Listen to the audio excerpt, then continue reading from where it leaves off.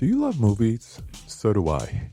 What's up, y'all? It's KB, and I love movies, inviting you to listen to The Conversation, a film podcast where passion meets perspective and opinion. From the old school to the new, I invite a guest on to discuss the movies that thrill us, challenge us, break our hearts, or even blow our minds. There's always new episodes dropping wherever you get your podcasts. So join the conversation. We don't just watch movies. We love talking about them too. The Conversation with KB Loves Movies, a part of Someone's Favorite Productions podcast network. Hello and welcome to Tumbleweeds and TV Cowboys. My name is Hunter. In this podcast, I'll be joined by a different guest each week to discuss a classic Western movie or TV show. I've been a fan of classic Westerns for as long as I can remember, and in recent years, they've become very nostalgic for me. I love the aesthetic, the tropes, and I love seeing different filmmakers' takes on them. At their best, they're incredibly entertaining, rewatchable, and some of my all-time favorite movies are Westerns. We'll mostly focus on Western movies made in Hollywood, but we'll also be covering spaghetti Westerns, and one thing I'm very excited to get into are Western TV shows. I've got some amazing guests coming on the show, film professors, historians, and podcasters. And Tumbleweeds and TV Cowboys is part of the Someone's Favorite Productions podcast network, and many guests on the show will be from other shows on the network. Thanks for listening.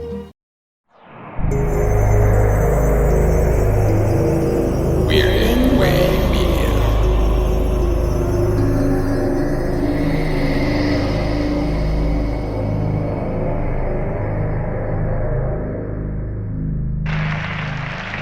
Live from New York, it's Saturday night.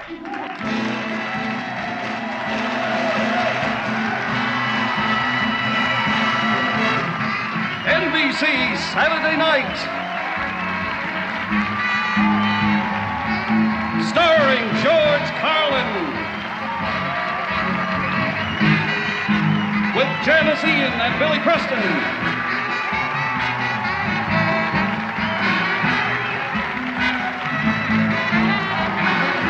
A film by Albert Brooks, Jim Henson's Muppets,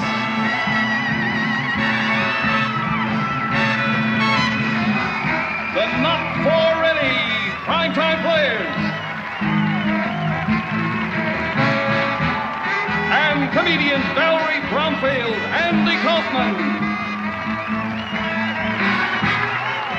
Ladies and gentlemen, George Carlin. Wow, it's great to be hosting Midnight Viewing here in New York City. I'm Father Malone. Oh, I guess we're going to take some questions from the audience. Yes, you, sir. Good evening. That's right. Welcome to Midnight Viewing, special crossover episode with the Kulturecast. Good evening. Oh, yeah, Chris Dashew is the host of that show, and he's here to talk Saturday Night Live with us here. How are you doing, Chris? You could just refer to me as Satan if you'd like. Satan in the Dana Carvey sense or in the John Lovitz? In the Michael O'Donoghue sense. The true devil, the certainly. best, the true devil, the best kind of devil, the truest of true devils, I believe, at least in this movie's approximation. That's right. Tonight we're talking about Saturday Night. It's a new feature film. Hey, by the way, today is October the 11th. This is the 49th anniversary of the premiere of Saturday Night Live that we're talking about Saturday night. And we're talking about the film Saturday Night, directed by Jason Reitman, written by Jason Reitman and Gil Keenan, starring a whole bunch of actors. Statements have been made. It's an ensemble cast, folks. Jesus, ain't it?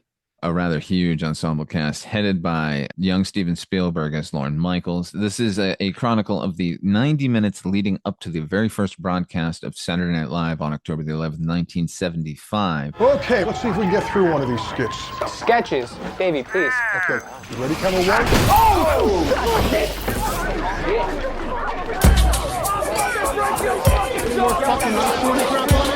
Maybe, motherfucker. You want me to break your fucking Okay, do we go again? actors on their marks. My name is Lorne Michaels. I'm the producer and creator of Saturday Night. We're excited because there's never been a television show like this. Okay, but what kind of show is it, Lorne? Do you even know what the show is? Did anyone ask Edison what a light bulb was before he harnessed electricity? Who are you in the metaphor? Chevy Chase, Gilda Radner, Dan Ike. How the fuck do you pronounce this? Ackroyd. These can't be the right size. Yeah, you're right. They should be a little bit smaller. And action on rehearsal. And now, weekend update. Good evening. Gentlemen, how long have you been standing there? Long enough. They want you to fail. They're betting on it. That's logical, Dick. That's why they're paying us all to be here.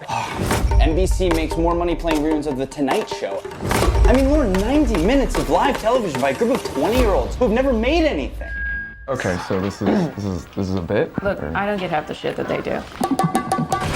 You haven't locked the script. Your actors are missing. Have you seen John Belushi? Your crew is in open rebellion. Jesus Christ. Your kids aren't ready for prime time. Everyone down to the 8th floor now! What is this? That was kind of exciting. We need to let the audience in. Oh, you don't. What the hell is happening? What? I'm not going to be able to protect you.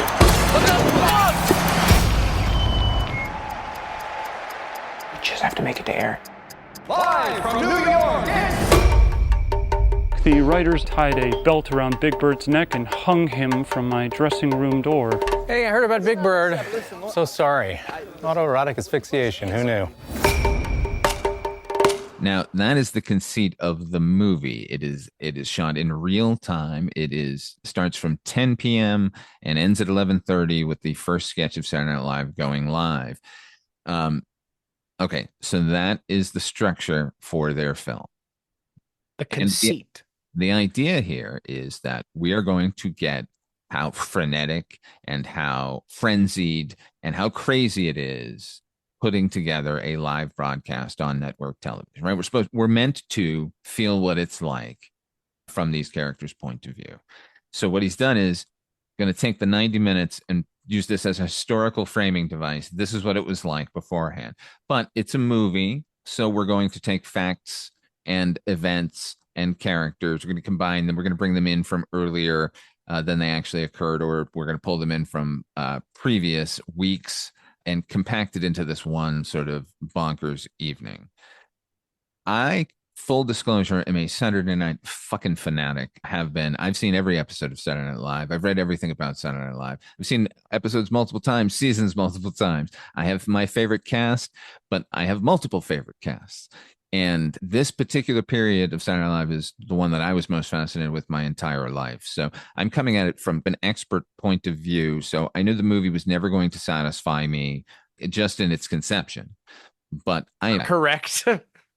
but there was plenty to that I did enjoy about the movie. But I'm curious to someone who is a lot younger than me, who is not as obsessive with me as me, you've watched plenty of Saturday Night Live, I'm assuming, Chris? Hold on a second. Hold on a second. I am as obsessive as you are. It's just that I'm not obsessive about Saturday Night Live. Oh, yeah. I point my laser in other directions, as it were. It's funny. I actually had to think about it, and I didn't have to think too hard because as someone who likes SNL a fair amount and who grew up with the DVDs and VHSs of the best of Dana Carvey, best of Adam Sandler, best of Christopher Walken. Jesus Christ. He was not a star of SNL. He was a guest host, and he got his own best of DVD. These are the things I grew up with, and were part of the things that were formative for me. So I like SNL a fair amount. I've never gone and read the oral history books or either of the books. And I don't know why, because I have Live from New York on my bookshelf, and I've had it for a while, at least 2 or 3 years. And I went through a spate of time where I literally read 200 books in the span of 2 years. And I don't know why I didn't read that one, because I read plenty of other things, including the oral history of Star Trek, the oral history of The Sopranos. The oral history of Star Trek's 2 fucking books on top of everything else. Like, I could have spared one of even more, given the number of Star Treks that there are. Talking about original series. The first book is TOS and the second book is TNG. Oh, okay. Then they could keep going, for Christ's sake. Yeah, and it's written by the guys who did the oral history of The Sopranos as well. Seppenwall, and I forget the other guy's name, but our dear friend Mike White has had Alan Sepinwall, I believe, on his show a couple times, or at least maybe if it's not him, it's the other guy. Anyways, I digress. I know enough about SNL. I wouldn't say, I'm a neophyte like you, but I'm definitely someone who appreciates the history behind it. This time and a place obviously has a very special place in my heart as someone who, if you've never listened to a thing I've done before, let me clue you in. Fletch is probably one of my favorite movies, and most things Chevy Chase has done are things that I can at least tolerate because of his involvement. That's right. You do a Chevy Chase podcast. I literally co-host a goddamn Chevy Chase podcast, and that's not for any particular reason other than the fact that, again, you could. It's not like you have to really hold my feet to the fire to watch a Chevy Chase movie. He's a specific kind of comedian that a specific kind of person resonates with, and that's not a small group of people. This movie cuts to the core of that a little bit, but I also think this movie misses the fucking point in a lot of ways, and it's fine. We'll get to it when we get to it. I think I'm not the audience for this movie any more than you are. I know more about this than the movie thinks I know about this, if that makes sense. Like you said, it's recontextualizing things, doing things that aren't happening in that order and other things. And also, I don't know. They're just... there's a lot of stuff going on in this movie it's a Jason Reitman movie at the end of the day. And that's a big thing about this movie in particular. So I'm curious, as someone who is not the diehard hardcore fan, what did you think of this movie? To now turn that oil, what is it? I forget what she says to him in fucking Silence of the Lambs, but turn it on yourself now. Tell me about Saturday Night 2024, the film.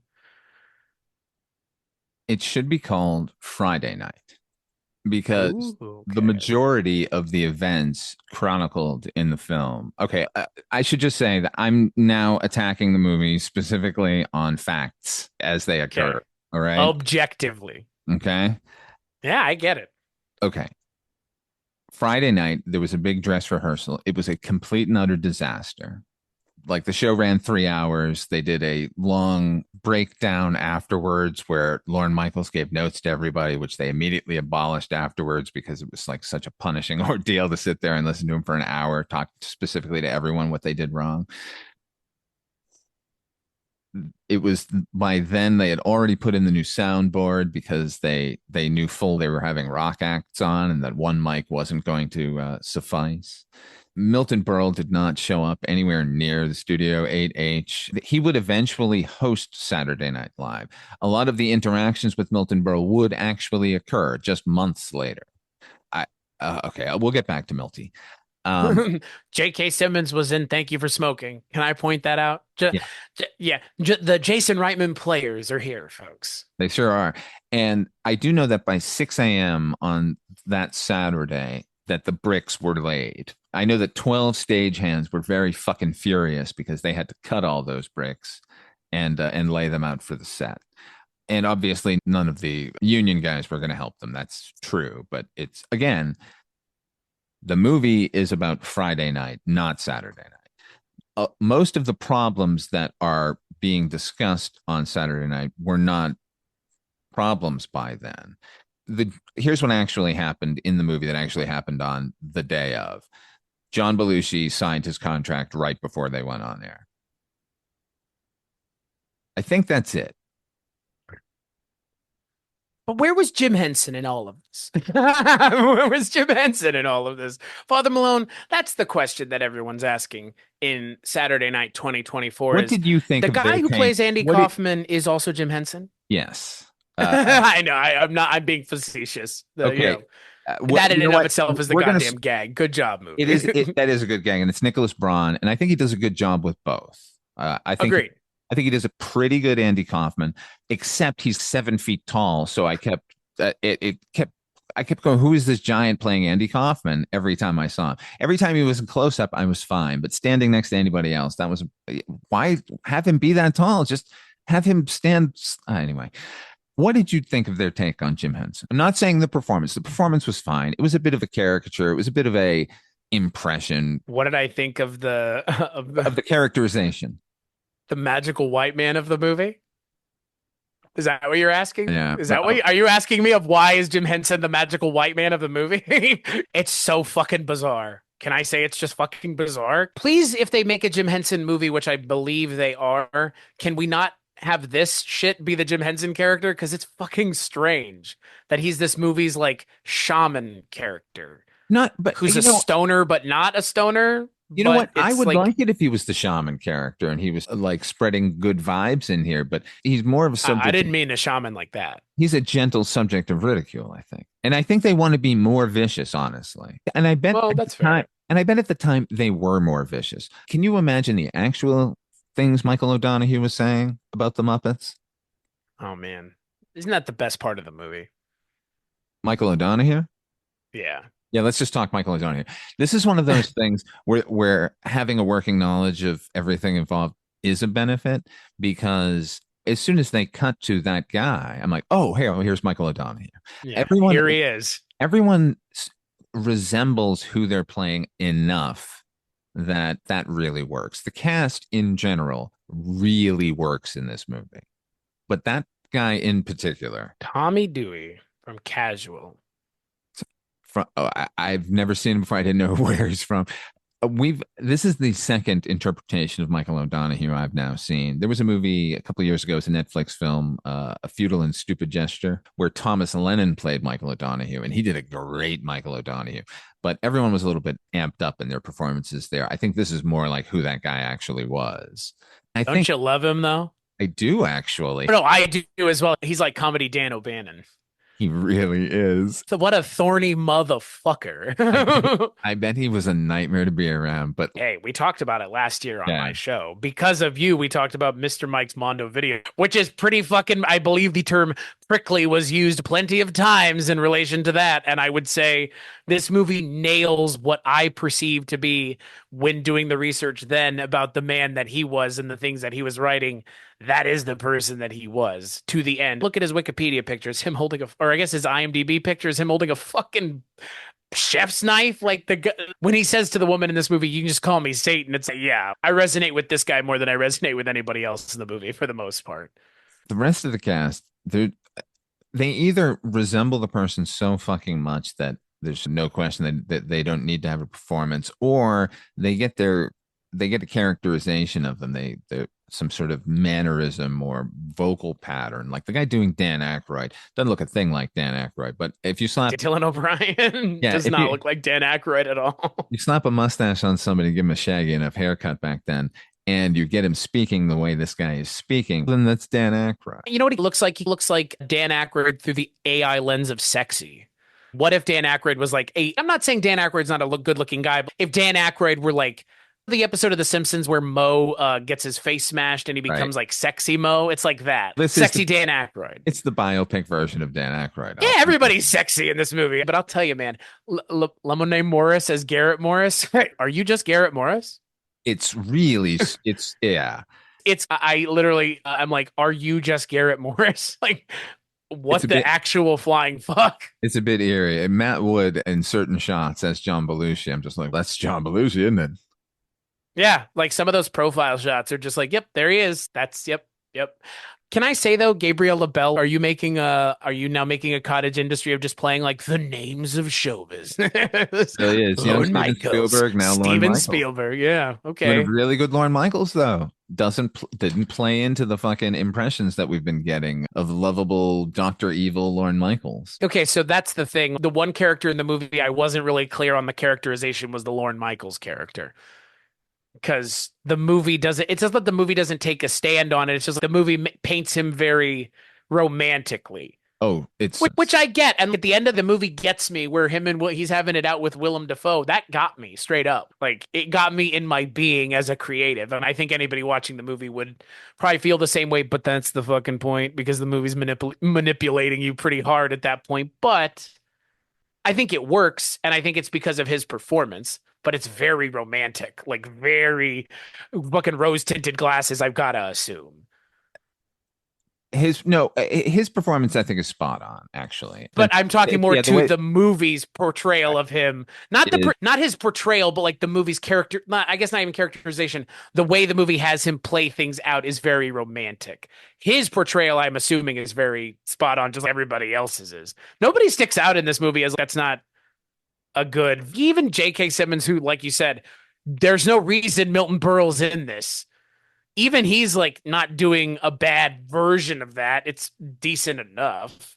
Doesn't stick out. And it's the one thing that might have stuck out like a 13-inch dick. No, he's doing a good Milton Berle. That's all fine. Everyone's doing a good job. And the Milton Berle character is there because it eventually would happen, but it's there to hammer home one of the themes of this movie, which is the old guard not only not understanding what these kids are up to, but actively trying to suppress them. You mentioned the Willem Dafoe character. He's playing Dave Tebbutt, who was a NBC executive. One of the subplots of the movie, we'll deal with the cast as they come up, but one of the subplots in the movie is that the affiliates are there and you have to win over the affiliates if you want to get your show into every market. We have literally a room full of 50 white men smoking, drinking martinis, eating prime rib. It's like this cartoon mob that just like wanders around, like to show up and put the pressure on. And of course, this is something that did not occur. Yes, you have to go meet the affiliates and you have to do a meet and greet and all that kind of thing. And it did happen. It happened weeks before. This movie is about the weeks leading up to Saturday Night Live. And that's fine. Again, like they're compressing it all, but like that subplot in particular, the having to convince the suits, what are the suits doing there at 10 p.m. on a Saturday night? Those guys would be out getting laid. Does anyone have a camera? Cooper Hoffman, Jason Reitman. Philip Seymour Hoffman's son as Dick Ebersol, who does a good job. That Dick Ebersol got kicked around a lot, I think, by the SNL folk because he was the suit, but he was their suit and he was dealing with the actual suits. And he kept the show on the air when it very well could have died. And I thought Cooper Hoffman did a really good job in that part. That was the other thing I wanted to mention here. Speaking of Dick Ebersol. Dick Ebersol is also intimately involved in another person's life that has now become under the microscope, at least, and not in a positive way, the way Lorne Michaels' life has been. Dick Ebersol and Vince McMahon are very close, good friends. And Dick Ebersol was instrumental in WrestleMania becoming a thing in a lot of ways. And Dick Ebersol and Vince McMahon launched the XFL in the 90s together. So that's a thing. And I'm actually, in a lot of ways, this movie reminds me of what you would do if you were telling the 90 minutes before WrestleMania story, where you have Cyndi Lauper show up and Liberace show up and fucking Mr. T show up. Okay. I think here, can we speak broadly about this? And I think all of the things we've had an issue with, to speak broadly about this for a moment. I think the 1,000-yard view problem of this movie is it is the most goddamn generic and obvious way to tell this story. And it feels so fucking lazy that I can't believe Jason Reitman and Gil Keenan wrote it, because they're both better writers than this. And I say that with absolute love in my heart for the things that both of them have worked on, because Thank You for Smoking is a movie that I hold very near and dear to my heart for a lot of reasons, because I think it's the best thing Aaron Eckhart has ever done. And I think it's a movie that I think has aged rather well, especially given the way things are now, even though when the movie was made, things were the same. But I'm surprised that the little that they inject into this movie that really works feels not enough, because it works so well that it feels like they just didn't do enough. They needed 3 or 4 more passes on this to amp it up, because it's just too broad strokes. It's not enough. It's just not enough. It's almost like a condensed mini series. This should have been a thing on HBO, and these things cost about the same either way. So why would you do it as a movie? Why wouldn't you just do it as a mini series? The problem with the movie ultimately for me is that they lock themselves into this framework of the 90 minutes. They're going to replicate the 90 minutes that SNL is on air, doing it live. They're going to try to give you the sensation of what it's like leading up to a live broadcast.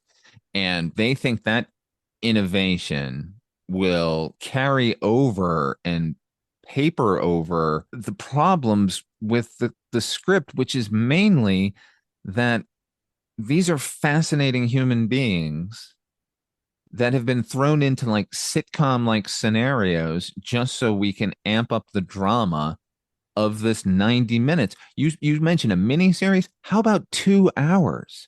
Give me fucking another half an hour with any of these characters. I want to know what Gilda Radner was thinking. What's funny, I watched several behind the scenes electronic press kit type of stuff, right? And they were interviewing Ella Hunt, who plays Gilda Radner, who is English, by the way. And so she's talking about her character and putting on the wig and how excited it was. And interspersed between her interview, they're showing her clips from the movie. And I realized by the end of her segment, they've shown every clip of Gilda in the movie in her electronic press kit. Every line of dialogue she speaks was in there. And that's not cool, man. When we take time to show Milton Berle doing a routine on a made-up variety show so we can hammer home once again that old Hollywood doesn't want this to happen. And here's the thing that they don't factor in. There was an NBC executive named Herb Schlosser, right? Who was above everybody, certainly above Dave Tebbutt, right? He loved the show. Anytime there was an actual problem, they would go to Herb Schlosser and he'd go, I'll take care of this. Don't worry about it. There's one line in the movie that kind of speaks to that, where they go, somebody's paying for this. Somebody is giving us money for some reason. And it's like, there is that essentially that paying lip service to that, which is the reality of the situation. Like, these assholes aren't clearly making any decisions. In reality, they weren't. But the movie has to have some sort of villain, quote unquote, because it's a movie. Yeah, and who needs it? Who cares? The pressure of putting a show together without a bunch of mean old men saying you're going to fail is enough. If that's the way you want to go. If you want to do the actual 90 minutes leading up to Saturday Night Live, talk to everybody, get every recollection of what actually happened. Give me those fucking 90 minutes. Don't give me a lighting package dropping in. Don't spill bricks onto the stage, nearly crippling George Carlin. Why is George Carlin's hair one shade and his beard another shade? Matthew Rhys, what were they thinking? Man, I think he does a good job. Yes, I don't know. I love George Carlin so much that I think his version of Carlin's fine. It's fine. Carlin coked out of his skull when he was on Saturday Night Live. He fully copped to this sort of behavior. So I appreciate the characterization of him here. But yeah. Why? I was just thrown off by his hair being lighter than his beard. You know what Matthew Rhys kind of looked like with that hair and beard combo? He looked like Larry David in that movie where the inventor gets his invention stolen by John Hamm. He looks like that. And it was just like kept throwing me off. I was like, is that Larry David? Also, speaking to looking like someone else, you think it was really easy for Willem Dafoe to film this and Beetlejuice at the same time and not have to change his hairstyle? Because he literally looks like his character from Beetlejuice, just without the fucked up side of his head. Even the hairstyle is the same, everything. It's wild. I was like, man, this must have been the easiest double day of his life. He's great in show it. Up from one, show up from the other. I got to tell you, because I know who Dave Tebbutt is, and I know his feelings towards Saturday Night Live, and he was a prick. Like, he assigned their unit production manager, who was like the financial person. That was the real struggle on the show. It was always fighting about money. Here's how good Willem Dafoe is. Early on, he's on the elevator there's a scene with him and Lorne Michaels and Chevy Chase and Michael O'Donoghue after they've met the affiliates for the first time, where he's pumping up Lorne Michaels and trying to tell him to do the best show, to push all the boundaries, to fucking rock the world. And I believed him. So that's good, because I know Dave Tebbutt didn't actually want that to happen. He was perfectly at ease letting Saturday Night Live fail so that they could replace it with reruns of Carson. That's another thing that's going on dramatically here, and another thing that had already occurred. Like, any fight with anybody. And Carson was perfectly happy having a new show as long as they weren't stepping on his toes, so long as they weren't running a rerun on Saturday night, which is NBC had been running reruns of The Tonight Show on Saturday night, and Carson thought it was he was becoming too overexposed. So he wanted a new show in there. But it's cheaper for NBC to run reruns of something than have to produce a whole new thing. So they were perfectly at ease to let Saturday Night Live die, or NBC's Saturday Night as it was known at the time. But we don't need those villains here. All that I don't get it. Actually, let me rephrase it. It's not that I don't get it. I just don't understand why it was needed. It's like in so many movies now, like why do we need love interests anymore in a lot of movies that we've moved past that as a storytelling device that's needed anymore. We can make an action movie without a love interest. We can make a comedic film without a love interest. We can make a horror movie without a love interest. And we should be able to make biopics without stereotypes of real people because again, this is 5-minute research versions of the characters. Really, especially with someone like Chevy Chase. Oh, it's let's good. talk Chevy. I love Chevy. He's my favorite part of the movie. I like Chevy, but it's we're just talking about what everybody knows about Chevy Chase and not really going any further than that. Which, in the context of this movie, Chevy comes off, I think, not necessarily nuanced. I didn't learn one goddamn thing about Chevy Chase. No, not at all. But I can imagine that he was exactly like this. Oh, yeah. Oh, totally. And in the context of, say, 90 minutes leading up to the start of a television show, I imagine this is the Chevy Chase you would experience. I know we're not going to get anything under the surface of them, but he comes off the best as far as I'm concerned. Which is weird, given what essentially is the real life reality of what most people would have known and do know now about Chevy Chase, which is... Here's the thing. He's not the one who would come off the best in any room for the most part, No. ever, unfortunately. Never. Herb Sargent was one of the writers on the show, and he was a veteran. There's a scene in this movie that actually did occur on the day, but it took place at a bar instead of at the desk, where Chevy was like, what's going to happen to me? I'm going to be a big star. And Herb Sargent basically did say, I figure you're just going to end up on a talk show, which Chevy Chase eventually did have his own talk show, which failed. So that was a bit prescient, but the Chevy Chase show, a thing Right. that actually existed in the reality of our world. And who the fuck thought that was a good idea? But what I love about that scene is it gives us what we fully expect from Chevy Chase, which is this sort of arrogance and self-centeredness and egotism. And then Herb Sargent takes him to task for it. And his reaction is, I can't wait. Like, I think you might eventually commit suicide, like jumping out of a building. Oh, I can't wait for that. That's going to be a good day. That is so Chevy Chase, man. And Corey Michael Smith, I believe, who was the Riddler on Gotham, he looks facially enough like Chase, but again, it's the mannerisms and it's the fucking vocalisms. He does the falling down. He does the pratfalls.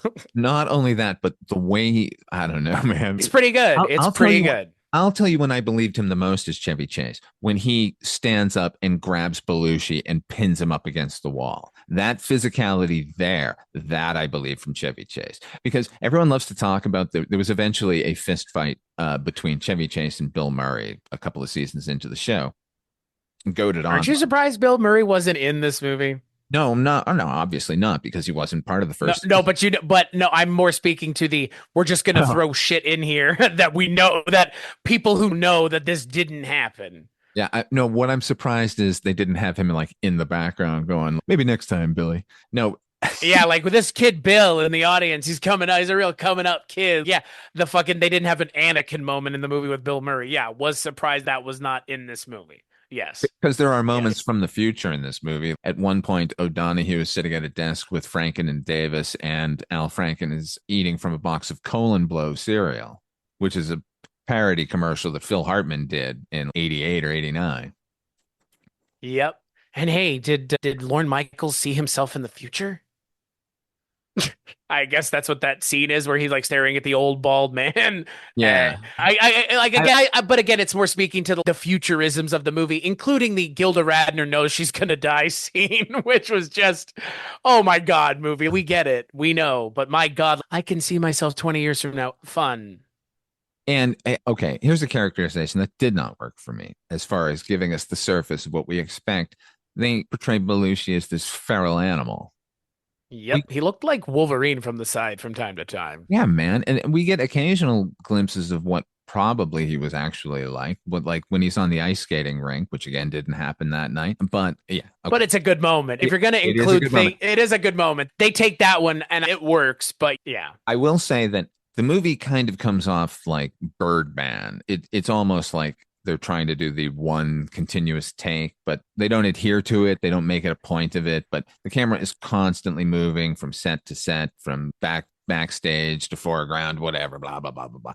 But on occasion slow down for about 30 seconds to 2 minutes, where we'll have moments where we spend with the cast, and it's always like a pairing from the cast, where it does have that weird glow and haze to it that feels like shot in 16 millimeter. Good for them, because that does feel like 1975 New York City. Like that I appreciate. There's again a lot that I like in this movie, but in these scenes, these sort of two-hander scenes there's Garrett Morris and Jane Curtin have a scene together where she just basically does what Jane Curtin did best, but as a performer. Like, she does a skit.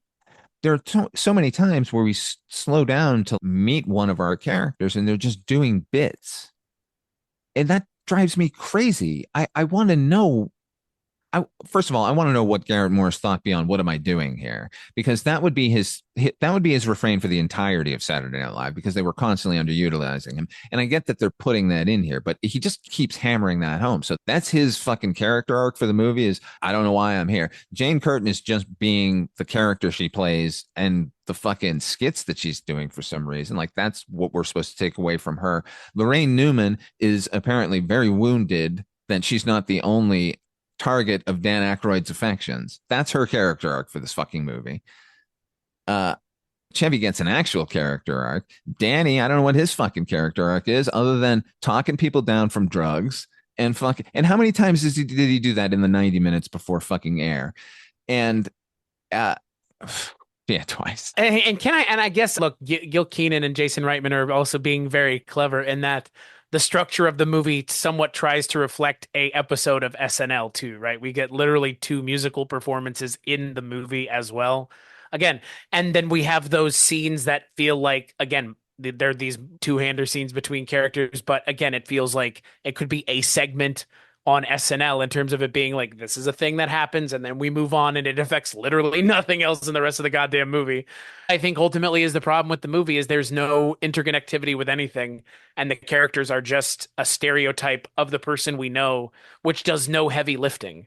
This was not one magical evening, because holy shit, all these things can't happen in one night. That's too magical of an evening even for SNL.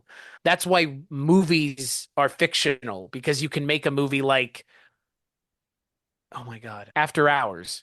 That's one magical evening, but that's fucking fictional. This movie's trying to be that in a lot of ways. Oh, all these things happen in one night. Isn't that fucking nuts? Now, here's the thing. I'm going to keep saying this.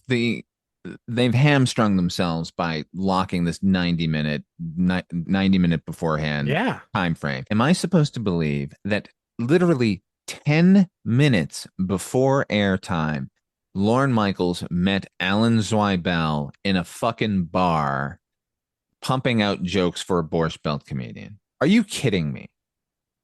Did that work for you even dramatically? I'm sure you did. As far as you knew, that actually happened. What did that do for you dramatically in the story that they were telling? As far as I knew, it did not happen. It did not happen that way. Did it feel like that they were foundering and we needed jokes? And then suddenly Zweibel comes and saves the day? That's the way it happened in real life, right? I know nothing about reality. What is reality? The reality is Alan Zweibel fucking turned in his book when word went out that they were hiring writers for Saturday Night Live, and they read his fucking jokes, including the prostitute joke that gets on the air in the first episode. And they hired him, and he became like one of the best fucking comedy writers in television. That's what happened. What was that? Like, Jason, why are you doing these things? Why are these sitcom like moments like crammed in here? You think you would want to represent these people better given your direct relation and contact with them. But hey, by the way, Nicholas Podney, the kid doing the Billy Crystal's pretty good. Man, Great that Billy Crystal's fucking wild. I honestly, close your eyes and tell me that's not just Billy Crystal. Somehow that kid just opens his mouth and Billy Crystal's voice comes out. It's really good. And if you showed it to anybody and asked them to tell you who that was, there's no question who that is. Even if you don't tell them it's Billy Crystal, that's Billy Crystal, clearly. Yeah. For those of you who don't know, haven't seen the movie yet. Okay. leading up to the premiere of Saturday Night Live, Lorne Michaels overbooked, obviously. You want to have too much material than too little. And so they booked 3 stand-up comedians, George Carlin, who was the host, Valerie Bromfield, and Billy Crystal. This is what didn't happen 10 minutes before the show. It happened that night, but not. Anyway, Billy Crystal had a routine that was 6 minutes long. Valerie Bromfield had a 6-minute routine. They were each told that they had to cut it down to 2 minutes.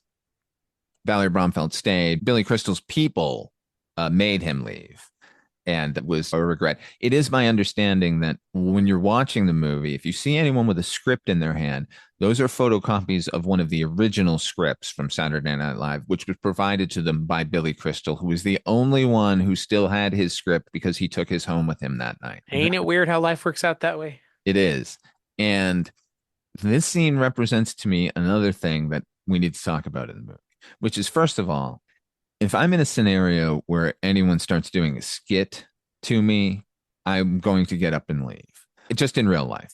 But we're doing a bit. You don't want to do a bit right now? My God, don't put there's on bits in there's bits in there's skits, right? There's bits in there's skits. Bits are organic. Skits is some shit that you had in your fucking back pocket. A bit is a joke. A skit is a fucking miming sort of performance, and then a sketch is what Saturday Night Live is trying to achieve. And Bill Crystal here is doing a skit, and it drives me crazy. And it leads to a greater conversation, I believe, which is you've chosen to make a movie about the funniest people on earth, one of the funniest shows of all time for 50 years. When did you laugh in the movie, Chris? Exactly. I didn't. Boy, rhetorical questions are fun. I didn't laugh at all. Fiction can be fun, folks. I didn't. And again, it's because, it's a biopic, which means no fun can be had by anyone other than, again, like it was a good dramatic film, but why is this story being told that way? Why? You know what it reminds me of? It's like they took the last 10 minutes of Ghostbusters Afterlife and turned it into an hour-and-a-half movie. Just like this weird fucking pastiche of things that you know and love and have heard of, but now being shown through the lens of 1975 SNL. And it's, here's Chevy Chase, and he knows he's going to be a big star. And here's Dan Aykroyd. It's, like, what is this, Ready Player One for the SNL crowd? It's what it feels like. It's just this fucking pastiche. That's why we were making the Bill Murray joke early on, because it is surprising there wasn't like an after post-credit scene with Bill Murray. Hey, Lorne, there's this new comedian we want you to talk to. His name's Bill. Bill Murray will return in Saturday Night 2. That's what this movie is speaking to in a lot of ways. Okay, so there's a scene twixt Milton Berle and Chevy Chase, where Milton Berle pulls out his huge dick. He's famous in Hollywood for having a huge dick. Him and Forrest Tucker. Now, that did happen to Zweibel. Zweibel saw it, but it wasn't in a confrontational way. Here's what I'll say. If you're going to include Milton Berle, the only reason to do so is when he actually appeared on the show. They were doing a sketch where his character is introduced late, and he did this bullshit vaudevillian move where he would start at the back of the stage. So you'd focus on him like while the other characters are talking, and then you would walk all the way up to the front. So he's the focus no matter what is happening. And Bill Murray knew he was going to do it. So he got in the way and blocked him the entire way up. That to me is so much more of a fuck you than just a trading barbs with Chevy Chase, because they're doing it on the air in this medium that Milton Berle claims ownership of. I get why they're doing the 90 minutes beforehand. I get the idea, but they've absolutely cut their own legs out from under themselves, because there are so many fascinating stories about Saturday Night Live. You just jettison most of them, and you're adding in stuff that you don't need at all. I don't know. I think this movie is a beautiful failure. Yeah, and I don't think it tries hard enough with material that's so rich you don't need to really try that hard to adapt it. It adapts itself. For fuck's sake, the book is an oral history. That means they just talk to the people and ask them questions, and then they turned it into a goddamn book because the narrative tells itself. For fuck's sake, that's what an oral history is. And here we have the filmic equivalent of just reading the back of a cereal box. And then the best hits. It is, and now that's SNL. Those CDs and now those hits. It's just condense it all down into one thing. But you can't do that with something like this. Look, it's coming out in the 50th year of or the year before the 50th year of SNL, correct? 2025 is 50 years of SNL. No, like, Yeah. this is a thing that should be a love letter to the people that love SNL, not a primer for people who have no fucking idea what this story is so that they can get away with inserting horse shit and trying to pass it off as happening. Yeah, that goes for both of us, I think. It goes for people who don't know the history, but you give them the honest story, but then give us the honest story too. You keep mentioning the book Live from New York, the oral history, uncensored history of Saturday Night Live. That's Tom Shales and James Andrew Miller's book, and it is essential if you want to know anything about the history of Saturday Night Live. Definitely get it, because you're going to get it from the beginning up until the present, or the present when the book came out, which was like right 20 years ago now. But I would say this book, which is Saturday Night, a backstage history of Saturday Night Live by Doug Hill and Jeff Weingrad, is the actual book to get if you're interested in the early years of Saturday Night Live, because they covered from 75 to 85, basically. So those 10 years, and they get real granular. I know as much as I know because of this book, and everyone was talking to these guys at the time. So they got a lot of the dirt and a lot of the minutia. How do I know that those bricks were laid at 6 a.m. the night before? Because of this book. Because they talked to Eugene Lee and Leo Yoshimura and the stagehands who were pissed off. So I would encourage everyone to see or to read those if you want a rounder appreciation of what actually happened. And here's another thing I want to say. You decide you're making this Saturday Night Live movie. You're going to make it in this 90-minute format, just like Saturday Night Live, right? And that's the structure you're going to do, because you're being experimental with it, right? Okay, now then, cast 6 people and have them play every fucking part, because you're doing Saturday Night Live, right? You can have musical guests and you can have other guest performers and stuff and a host, but really get 6 performers, dress them up like those fucking people, and then have them perform every fucking role in the movie. I think if you want to go audacious, do that. That's creative. That's an idea worth getting excited about. It's no less valid than making up a bunch of shit that did not happen on the day just for dramatic effect. That's what I mean. Remember that Bob Dylan movie that had 5 different interpretations of Bob Dylan? And now we're just getting Timothée Chalamet as Bob Dylan. Who fucking cares? Give me a fucking break. Do something original with the fucking idea, because just telling the story linearly can be done already. That's called books. But now we're just making shit up for the sake of making shit up. If we're, like you said, if we're just going to make shit up, let's go for it. I will say, in the movie's favor, it at least avoids the Walk Hard Dewey Cox story convention of people just saying the full name of another character so we know who they are. But it does make the sort of fumble of walking past, the camera moves past the page desk where 2 characters are saying, the package should be addressed to Al Franken and Tom Davis. Oh my God. That's just one step down from, hi there, John Lennon. Nice to meet you, Buddy Holly. And that's what Walk Hard took to task with biopics in general. And this is a biopic. It just happens to be a very specific kind of biopic that normally, when done this way, doesn't fumble this hard.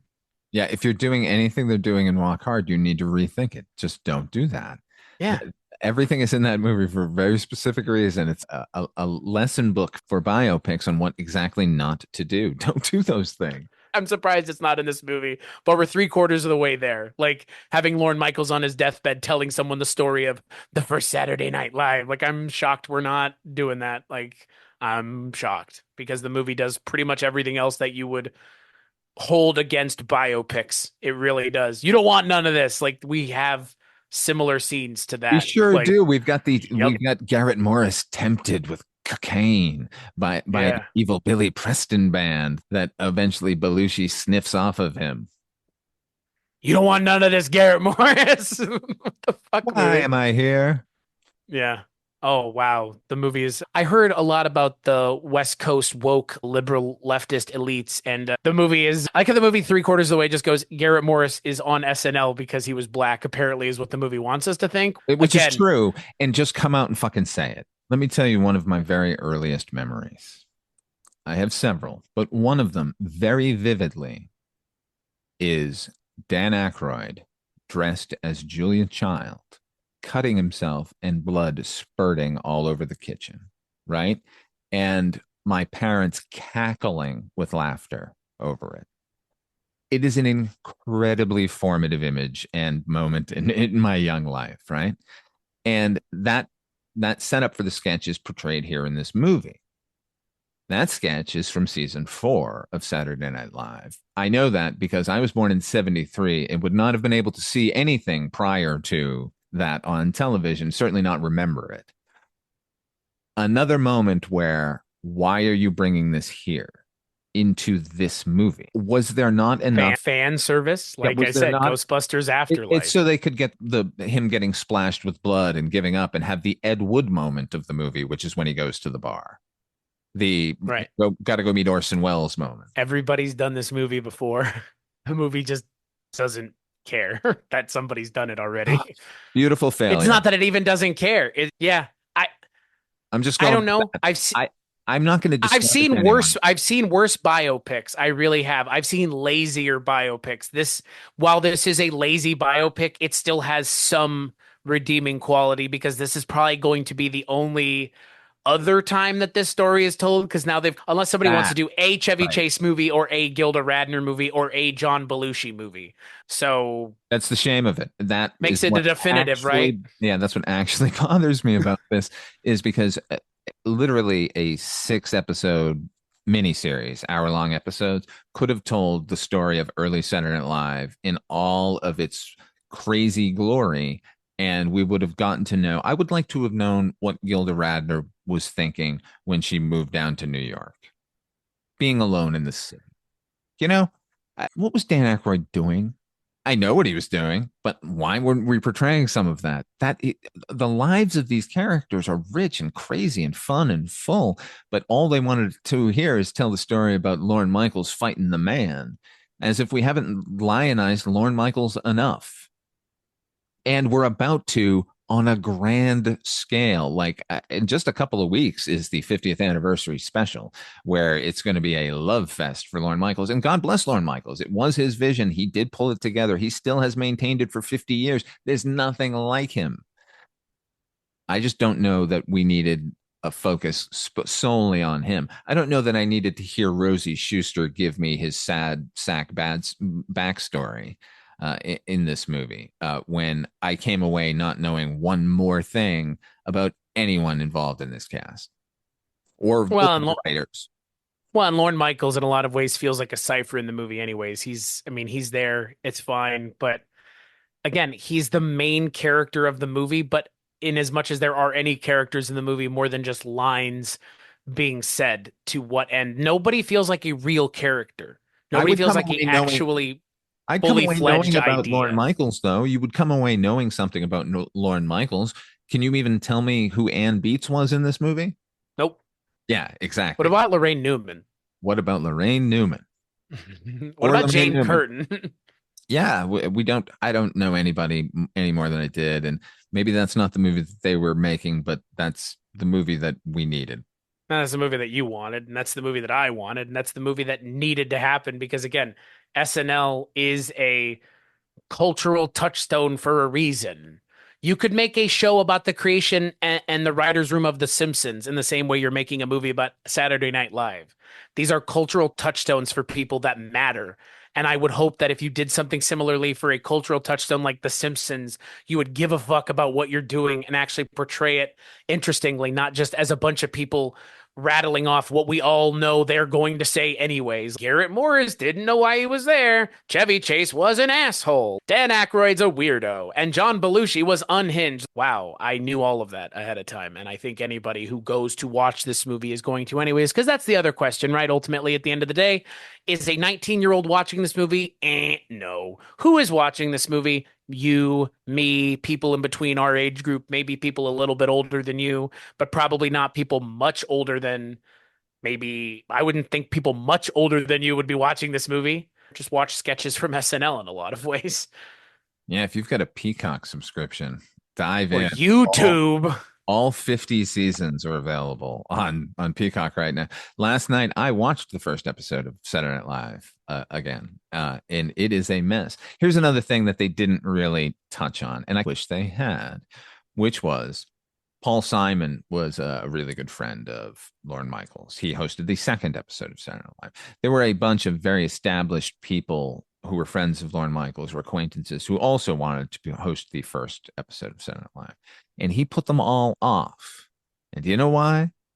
Because he knew the first episode was going to be a disaster, no matter what happened. Wanted to work out all the kinks and start fresh in the second, which is exactly what they did. The show would hit its stride, by the way, with the Candice Bergen episode, which is how this movie should have ended. Just saying. Do you recommend? Would you recommend the movie, Chris? Would you recommend people go to the theater and pay for this movie? No, I would not. Again, that's what I was ultimately what you're talking about. In a lot of ways is exactly what I'm talking about. I think it's just we're saying the same thing here, which is who is this for and why would someone go see it? And I don't know who this movie's for, and I don't know why anyone would go and see it. Because if you know enough about SNL, you're probably going to avoid this because this is not speaking to the reality of it was. And if you don't know anything about SNL, this is not something you're going to be interested in because I don't think it's doing enough to warrant anyone who's not at least somewhat aware to come into the fold. This movie suffers from the one thing that so many other things suffer from that we've talked about in the past, which is it's making me think of other things that are actually good that aren't this that I'd rather be watching. In this movie's case, it's sketches from SNL, which is what you're aping. Just let me watch those then with the real people. And I'll enjoy that a lot more. We talked about The Doors recently, and I have subsequently watched that movie like 5 more times, and I really enjoy it a lot more. And I will tell you why, because of the recreation and just creation of things of it all. Everything in between those scenes in the movie is nothing that I not necessarily care about, but nothing I'm there for. Why would we try to recreate things that are in the world that can be consumed in a minute and a half? Because most of the best sketches of early SNL aren't sitting at 10 minutes long. They're not. That's actually, I'm now going to tell you to go back and watch some early Saturday Night Live because the sketches are enormous. They go on forever. There is so much chaff in the wheat in early SNL. Maybe I wanted to give it the benefit of the doubt. You will be shocked how much bad material got on the air, but that's part of it. It's part of its history. It's part of honing the blade of what they were doing. It doesn't come out fully formed. It comes out formed enough. It's been honed and sharpened for 50 fucking years at this point. I'm glad you brought up the Doors movie because I think when we were talking about that, I mentioned this movie in relation to that because that's a movie that is total garbage. It is historically all over the place, and I still fucking love it. It's fakey. It's false in every way, shape, and form. Right. But I still love it for the reasons you mentioned, which is the recreation of the time and the place and the performances going on and all the effort. It's all paying off. It's just that the script isn't supporting it. The filmmaking, that's mostly supporting it. Here, it's the same thing. And I imagine after a few years and maybe a couple more viewings of this movie, I can appreciate it the way that I appreciate the Doors movie, which is what I would recommend about the movie, which is I think all of these performances are great. I love the look of the movie. I love the recreation of 8H at the time. I love seeing all the old props and all the people. I loved being able to just look at a scene and look at the characters on screen and know everybody down to like stagehands who they were. Like I recognized Joe Disco. That's you got to be a fanatic to recognize that guy in this fucking movie. I love all of that, and I think people should watch the movie when it's available for streaming, with a hope that they will then go read Saturday Night and Live from New York, and then I recommend this movie over this movie. We already mentioned it, the Futile and Stupid Gesture, the Doug Kenny movie, because you're also going to get most of the characters here. Gilda Radner shows up in there, played by Jackie Tone, does a much better job of Gilda Radner. There's a Belushi in there. We get Joel McHale, Chevy Chase's co-star, playing Chevy Chase in that movie. He does a great job in that too. That movie covers a lot of so a talk show host. Yeah, and you know what? We even get Lorne Michaels here because Doug Kenny felt like Lorne Michaels basically just fucking ripped off the Lampoon radio show and National Lampoon in general and poached all of his best talent and went and made his show. They don't cover that in the Legend of Lorne Michaels here, that he basically stole all the talent from other areas and slapped it into his thing. That might make Lorne Michaels the villain of the movie. God, wouldn't that have been interesting? They could have taken that stand. As opposed to romanticizing the living shit out of it, just like Steven Spielberg did with The Fabelmans. Oh my which is, God, again, that's apropos, given who plays Lorne Michaels. I guess if you cast that kid as Hitler, we're going to get a sweet and fuzzy Hitler. I was going to say, who can Gabriel LaBelle play next? Who's the next titan of pop culture and or television or movies that he can play? What's waiting next? He's Matt Groening in Springfield. That's right. And the Fox executives are wrestling Matt Groening to the ground in some bullshit scene to let us know that there was a struggle involved. 10 minutes to the Tracy Ullman show. Oh my God, here we go. I'm drawing as fast as I can. Tell me the story about The Simpsons. Where is the easiest path to go? The Matt Groening story. It's so many other things. Like, what's the easiest route? Okay, let's just take that. And we know it should be about Swartzwelder. Or Dan Castellaneta, or I don't know, Julie Kavner, Gamble and Max Pross. Those guys. Conan O'Brien. No, Phil Hartman. It's about Phil Hartman, really. That's the story. He's the real fucking interesting guy there. Did you ever see his movie Cold Blooded with Jason Priestley and Peter Riegert? Mm-mm. Oh my God, go see that movie. It's like this fucking amoral hitman with this sociopath who's like trying to relate to another human being. So he finds an elder hitman to teach him how to be human. It's really good. Huh. I think we had people trying to make a story that was a relatable tale of, like you said, fighting the man, but failing horribly the same way someone got on stage and started cursing at people in the audience. Best intentions go only as far as people putting in the effort, and stopping yourself from saying the N-word is just like stopping yourself from telling the laziest story about SNL possible. Even if they had told it from Chevy Chase's point of view, wouldn't that have been a more interesting story? Because given how much of a demon he has been deemed by everything, including doing it to himself, that's the most audacious story to take on, is to tell it from Chevy Chase's point of view and make him a relatable character, which would be like, that's the Sisyphean task. And the movie tries to do it, but it would have been really impressive if that had been the way you tell the story. Oh, they definitely did it here. Like Chevy comes as much as you can. I'm telling you, I came away loving Chevy in this movie. And is that the thing that no one, if you don't know anything about any of this, like you'd be like, Chevy Chase is a nice guy, right? No, I think they deal with him fairly here, is my point. But if they had, what you're saying, focused on Chevy's point of view from the get-go and continued to deal with him fairly, show what a prick he is, and like over the course of the film we're on his side, then yeah, that would have been something, man. Yeah. But again, when good intentions go only so far, when the intent stops mattering, and I don't know what the intent of this movie was. If you had told it from anyone else's point of view, there might have been an intent. It's a joyous celebration. Well, we're going to get that in real life, to your point. We don't need the fictionalized version of it. That's the thing. So here's the thing, folks. I need you to go watch every season of Saturday Night Live, but watch the first season just for this movie, then watch the movie, then read those books. Chris, when you're not, this is your show too. You're Kulturecast, and you can tell people where you're at and where to find other shit. Much to the chagrin of at least two people on this face of planet Earth, you can find everything I do over at weirdingwaymedia.com, where yes, I am still, in fact, the host of the Kulturecast, a show I do at least once a week where we talk about movies that I have watched or I'm being asked to watch or have given people the opportunity to watch with me, like we just did with you and I, Father Malone, for an entire month in September, talking about a whole host of oddly biopics. And here we are talking about another one. Jesus Christ, man. You're just like, hey, I know that one genre of things you probably don't really like any more than I do. We're going to watch a lot of them. A lot.